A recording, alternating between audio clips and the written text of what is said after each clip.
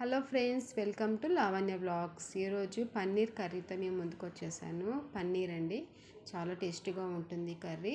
జీడిపప్పు, పిస్తా ఒక సిక్స్ తీసుకోవాలి. మన కర్రీని గ్రేవీని బట్టి తీసుకోవాలి. ఒక 2 పెద్ద టమాటోస్ కట్ చేసుకొని ముక్కలుగా కట్ చేసుకోవాలి. ఒక పెద్ద ఆనియన్ ముక్కలుగా కట్ చేసుకోవాలి. కొద్దిగా అల్లం, వెల్లుల్లిపాయలు ఒక 6-7 తీసుకోవాలి.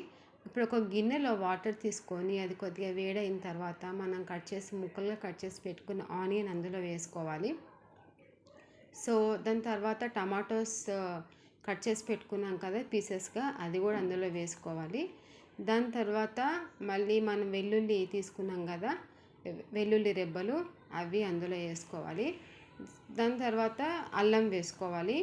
ఇవి 4 ఇంగ్రీడియంట్స్ దాంట్లో మిక్స్ చేసుకున్న తర్వాత కొద్దిగా ఇలాచి 2, దాల్చిన చెక్క ఒక 2, అవి 2 వేసేసుకొని మనం తీసుకున్న డ్రై ఫ్రూట్స్ కాజు, పిస్తా ఇవి కూడా వేసేసుకొని కొద్దిగా మరగనివ్వాలి.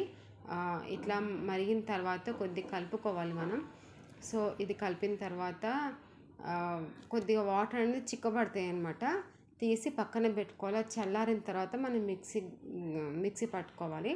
ఇదేంటంటే నేను పన్నీరు ఉడకబెడుతున్నా వాటర్లో. కొద్దిగా పీసెస్ ఏంటంటే విరగకుండా గట్టిగా ఉంటాయి. ఆయిల్లో ఏం ఫ్రై చేయట్లేదు.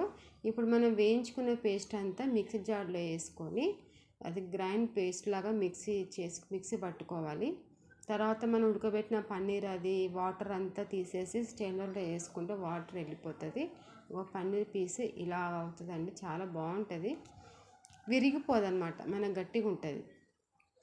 ఇప్పుడు మనం మిక్సీ పట్టుకున్న గ్రేవీ మొత్తం అయిపోయింది. కొద్దిగా బటర్ వేసుకోవాలి. దీంట్లో బటర్ వేసుకుంటేనే పన్నీర్ అనేది చాలా టేస్ట్ ఉంటుంది.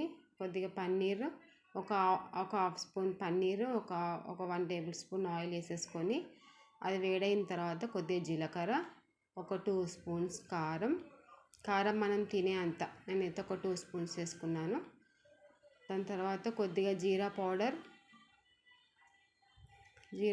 తర్వాత కొద్దిగా ధనియాల పొడి. జీరా పౌడర్ వేయించి మనం పౌడర్ చేసుకోవాలి. ధనియాలు కూడా వేయించి పౌడర్ చేసుకోవాలి. ఇవన్నీ వేసేసుకోవాలి. ఇవన్నీ వేసుకున్న తర్వాత మనం గ్రైండ్ చేసుకున్న పేస్ట్ అది వేసేసి మంచిగా మిక్స్ చేసేసుకోవాలి. అది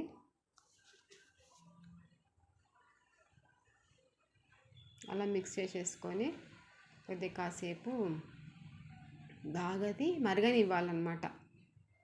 అట్లా అట్లా బాగా మరగాలి.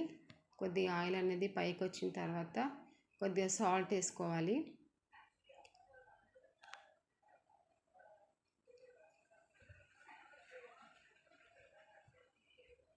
తర్వాత పన్నీర్ పీసెస్ నేను వేయడం చూపించలేదు, తర్వాత తీసాను. పన్నీర్ పీసెస్ వేసుకొని కొత్తిమీర వేసేసుకొని తర్వాత మనం అది చిక్కబడాలన్నమాట. ఇదేంటంటే ఫ్రెష్ క్రీమ్ వేస్తున్నాను కొద్దిగా పైన టేస్ట్ కోసం, చాలా బాగుంటుంది. తర్వాత అదంతా అట్లా చిక్కబడిన తర్వాత ఆయిల్ అనేది కొద్దిగా ఇట్లా పైకి రావాలి. ఓకే అండి, బాయ్.